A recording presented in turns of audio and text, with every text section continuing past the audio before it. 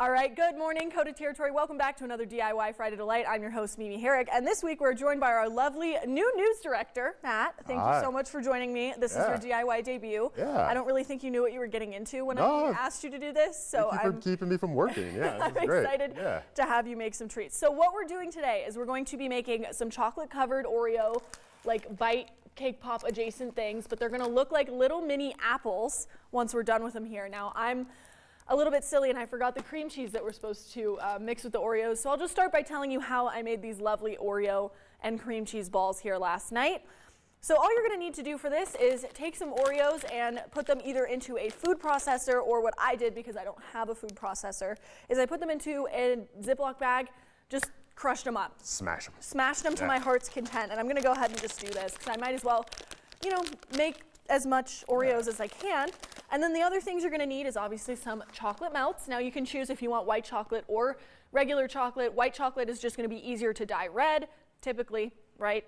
And then I got some gluten-free pretzels because they're crunchier and I like them better. But you can use whatever pretzels you want as long as they are the stick shape. To stick in is the little stick. So what I'm going to have you do here, Matt, is I'm going to have you stick some pretzels into them. And that's going to kind of... I did it. Whoa. Yes, you are. It's that easy, It's folks. really that easy. So you're going to go ahead and do that while I get to crushing these Oreos. Now be careful if you use food coloring, or else you're going to end up with my hands like mine that are stained completely red. That does not come off, folks. No. She's permanently disfigured. It's going to be like that until next week. You'll see me on Good Morning KOTA territory like that. So Matt, I wanted to start and give the people a little bit of an about you type of thing, if they're curious. So you have come here from where? My last stop was the Minneapolis area, Minnesota. Cool. And have you always been doing the news thing?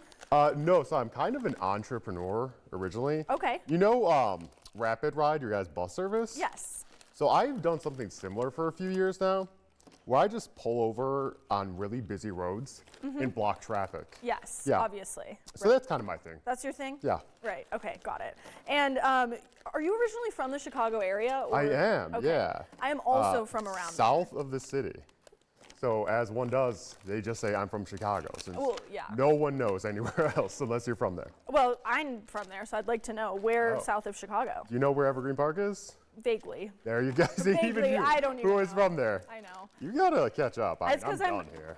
Well, now that you have that, once you have all of these little sticks for your little Oreo cake pop ball adjacent things, you're going to go ahead and dip them into the chocolate like so. Really make sure you get some of that red on there. Just wipe it in your palms. You know, it's a little bit thick right now, thicker than I would have liked, because melted chocolate is very difficult to work with. So I'm going to go ahead and have you kind of focus on covering those in that red, white chocolate that I have here. And matching hands. I'm going to start mushing. So you're from south of Chicago originally. I am, What drew you into the news industry? Like, what made you want to get into all this? Yeah, so I read a lot of newspapers and watched a lot of TV growing up just because I was, you know, babysat by my grandparents. And what did they do in between shows of Wheel of Fortune and Jeopardy? They watched the news, yeah. So I did a lot of that. And yeah, it just kind of became a hobby. Again, in between my desire to block traffic on a regular basis. Right. That's, I think, the most important part of your job. I feel like I'm doing a good community service, you know? By creating a ton of traffic. It's for the people, yeah. Yeah, exactly. Yeah. And so once you got into all the news stuff and you're in Minneapolis, and you know, obviously blocking traffic is the main purpose here. Yeah, obviously. What brought you to Rapid? Like, what drew you into Rapid City? Yeah, so also while growing up, I was an apple farmer. My family was, right? And yeah, so you know, it's a cutthroat business, right? So I didn't really have much of a childhood because I had to keep up with that cutthroat business, you know? So I figured, you know, handling a little breaking news, easy peasy by comparison, right? Okay. Yeah. So I don't know if that even answered your question, but I was more asking what drew you to KOTA territory generally. Oh, yeah, GPS. Yeah, it draws out a map, and it just took me right here. Right. right. Yeah, I use Google. Yeah, Yeah. no, fair This is, enough, like, fair falling enough. apart. And, you know, have you lived in the South Dakota area? Yeah, I know, they're not really very... No. That's why I Very had them in the stable. freezer. You know, after you mix in the What the heck? package of cream cheese, it's, you should try and... There we well, go. Well, After one's not very apple-y. do what I have here, you're gonna go ahead and dump your Oreo crumbs into a bowl and mix that with 8 ounces of cream cheese. And once you've had that all thoroughly mixed, you roll them into some balls, and then you want to freeze them for 20 to 30 minutes so that they'll hold their shape when you're working with the hot chocolate, which we did not do. they were in the freezer, but not for 15 to 20 minutes because I left them out during GmbH because I was afraid they wouldn't thaw enough to put the pretzel sticks in. This is why you do it yourself and don't trust her to do it for you. I did it myself perfectly fine yesterday. I think we're finding out that is not true. That's how I think we're finding out. Yeah. This is not a DIY fail. I say this is a DIY success. False. I mean, just look at this one. It That is tried. not an apple. We tried, okay? It kind of looks like an apple. And as long as it tastes good, that's all that As really an matters. avid apple farmer, I can assure you this does not look like an apple. It kind of does. Okay. Kind of. It's food. It's like cake. You know those cake or real videos? It's like that, right? I'm not familiar. No? No. You're not familiar with the No. cake or real videos? I've heard about this social media. I think it's a passing fad, you know. I have never really done anything with it. Yeah. Okay, right. You're really throwing me some curveballs Oh, today. okay. Well, you know, it's kind of like I wore green today, as you can see, to get in the mindset of an apple. The mindset. So I'm kind of, I'm really plugged in here, you know.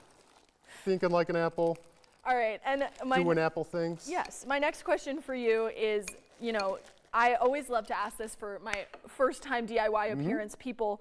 What is your guilty pleasure? Like, what's something that you like to do after work that's like kind of a little secret? I know some people are reality TV people, and that's their little secret. That's a big one. A lot of people love the doom scrolling. Oh, So that's that social media fad I was talking about, Yes, right? that is the social I do media not thing. doom scroll. not a Only doom happy scroller. thoughts for this guy. Only happy thoughts. This guy likes to be happy, folks. Right. So what is your guilty pleasure? So again, growing up in the cutthroat apple business, in between rounds of Jeopardy and Wheel of Fortune, what I like to do is sneak myself a nice pear, which is a big no-no because, again, apple farmers here, folks. Okay. So that was like, that's as naughty as it gets. Yeah, so till this day, you know, whenever I'm at a grocery store, I kind of give the side eye, you know. this one's falling apart. I'm just gonna put this on you. Just let it happen. I don't ate think one. there's much more we could do with this. I'm gonna have to get in there. Yeah. Yeah, really use your hands like you're picking an apple at a cutthroat apple business farm. Yes. Again, because I did these before yesterday. You're gonna want to make sure that you freeze these for a while, just so that they are pretty solid when you're working with the chocolate, and maybe use a bigger bowl for the chocolate, so that you can do an entire bag of candy melts rather than just I had put about half in there. Yeah. And to melt the chocolate, it's pretty simple. So you're gonna want to microwave it for 30-second intervals and stir it between each one. That's kind of the main. It's really getting thick here, you know? Yeah, that's why I Yeah. said we had to get to this before the Really? chocolate started to harden. Really inhospitable working Yeah, environment no, it's here. not. Chocolate Yeah. is extremely difficult to work with, but it can be a lot of fun. This is why you just stick to normal apples, folks. Yeah. Yeah. Are you a candy apple fan then too? No. No candy apples. Raw only. Much like social media, the candy apples are a fad, okay? They're a fad. Okay. They might have been around for 100 years or so, but a lot of things have gone away after 100 years, let me tell you. All right, I would say that this. That's pretty great. I say this is our final product here, Officially a success. and we have to try them now too. So I will not be doing that. You're not trying No, them? thank you. why not? You know, I kind of just got up. Anti-apple? Yeah, I've never really eaten sugar either, you know. Mine just completely fell apart, but Yeah. No, okay. they're pretty good. Really good job, yeah. Does Dan want to get in on this? Yeah. Dan, come on over, Dan. Grab yourself a mushy chocolate apple. I'm unmiked. Yeah. Oh. So I have to yell. Oh, these look really He good. normally yells at us all the time, folks. You guys put a lot of love and care into this. I'm gonna. Oh, that one I just can't even get off the. It's stuck to the plate. That's how you know it's good, when it fights back. Oh, good. Yeah. It's really good. It tastes great. They look kind of dumb, but You know what? we tried. Yeah. I'd take them at my party. All right, thanks, guys. Dan. Okay, bye, Dan. Thanks, Dan. Yeah. This is Dan's second Oh, forceful DIY entry when it's not that's his huge. day. That's huge news. Yeah. whoa, We have to he's get always him in there here. for us. We have to Yeah. get him in here as much Yeah. as humanly possible. But He yeah, likes to just kind of linger around us at all times, you know? It could be strange, you know, depending on where you are. Yeah. Yeah, like when you go out to the parking lot to drive home. Yeah, He's exactly. just kind of there, hovering around your car. Yeah. It's odd, you know? Yeah. But we like that, yeah. exactly. Yeah. All right, I'd call this a DIY success. You know, maybe if you had some more chocolate, it'll look a little bit better. But these definitely are a win in my book. Yeah, for sure. A win in my book. I definitely tried them, and they are amazing, folks. You definitely Yeah, try. Okay. I ate a lot. Right, for sure. Well, thank you so much for joining me here You on got it. DIY Friday Yeah. Delights. We'll see you right back here next Friday for another DIY. Bye.